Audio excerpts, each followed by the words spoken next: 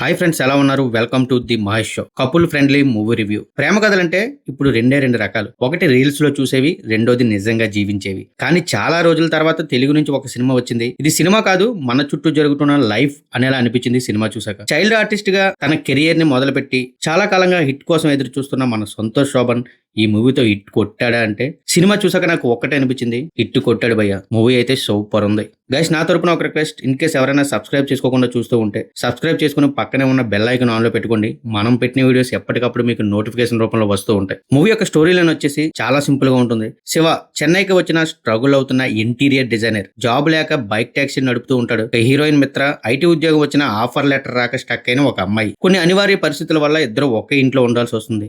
అక్కడ మొదలవుతుంది కథ. ఇది ప్రేమ లేక అడ్జస్ట్మెంటా లేక లైఫ్ పార్ట్నర్ ట్రైలా తెలియాలంటే ఈ సినిమా ఖచ్చితంగా థియేటర్ లో చూడాల్సిందే. ఇది ప్రేమ ఎలా మొదలైంది అనే కథ కాదు, ఇది ప్రేమ ఎలా సర్వైవ్ అయింది అనే కథ. ఈ సినిమాలో నాకు బాగా వర్క్ అయింది రిలేటబిలిటీ. ఇది సినిమాటిక్ లవ్ స్టోరీ కాదు, ఇది urban middle class relationship story అని చెప్పాలి. Career pressure, money problems, ego classes, practical love ఇవన్నీ కూడా చాలా న్యాచురల్ గా చూపించారు సినిమాలో. సంతోష్ శోభన్ కెరియర్ స్ట్రగుల్ పేసే ఒక బిలీవబుల్ పర్సన్ లా అద్దరు కొట్టాడు. ఈ సినిమాకి మేజర్ ప్లస్ పాయింట్ అంటే మానస వారణాసి. సర్ప్రైజ్ ప్యాకేజ్ అని చెప్పాలి. ఈ సినిమాకి మేజర్ హైలైట్ కూడా ఆవిడే. వాళ్ళ కెమిస్ట్రీ కూడా ఏదో ఫోర్స్డ్ గా పెట్టాలని కాకుండా స్లోగా గ్రో అవుతూ ఒక ఎక్స్టెండెడ్ లెవెల్ కి అయితే వెళ్తుంది. అండ్ అలాగే సెకండ్ హాఫ్ లో వచ్చే కొన్ని ఎమోషనల్ బ్లాక్స్ నిజంగా చాలా బాగా వర్క్ అయ్యాయి. ఎక్కడ పెద్ద డైలాగులు కాదు కానీ స్మాల్ రియాక్షన్స్ తోనే ఇంపాక్ట్ అయితే ఇచ్చింది. BGM and background score scenes ని పుష్ చేయలేదు కానీ మంచి ఫీల్ అయితే క్యారీ చేసాయని చెప్పాలి. చెన్నైలో ఉండే కొన్ని లైవ్ లొకేషన్స్ లో రియలిస్టిక్ గా తీశారు. చూస్తున్నంత సేపు కూడా ఒక మంచి ఫీలింగ్ అయితే కలిగింది. ఈ సినిమాలో ఏవైనా మైనస్ లో ఉన్నాయంటే, first half cute and light గా ఉంటుంది. సెకండ్ హాఫ్ సడన్లీ హెవీ అయిపోతుంది. ఆ టోనల్ షిఫ్ట్ అనేది అందరికీ అంత ఈజీగా వర్కౌట్ అయితే కాకపోవచ్చు. కొన్ని డెవలప్మెంట్స్ సడన్ గా అనిపిస్తాయి. ఇంకొంచెం స్మూత్ గా బిల్డ్ చేసి ఉంటే స్ట్రాంగ్ ఇంపాక్ట్ అయితే ఉండేది. ఈ సినిమాలో చాలా ప్రిడిక్టబుల్ మూమెంట్స్ ఉంటాయి. అంటే కొన్ని సీన్స్ మనం ముందుగానే గెస్ట్ చేసేవచ్చు నెక్స్ట్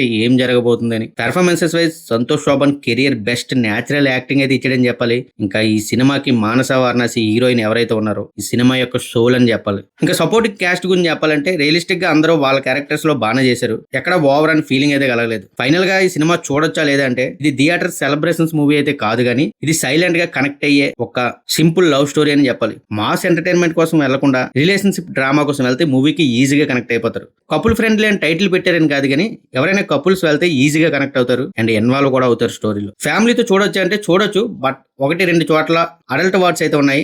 అవి పెద్ద ప్రాబ్లం అని నాకైతే అనిపించలే. సో ఫ్యామిలీతో కూడా ఈజీగానే చూడొచ్చు. సో మీలో ఎవరైనా సినిమా చూస్తుంటే మీకు ఎలా అనిపించిందో ఖచ్చితంగా కామెంట్ లో చెప్పండి. నాకైతే మూవీ చాలా బాగా నచ్చింది. మరొక మంచి రివ్యూతో మళ్ళీ మీ ముందుకు అయితే వస్తాను. Thank you guys, thanks for watching. This is Mahesh signing off. జై హింద్.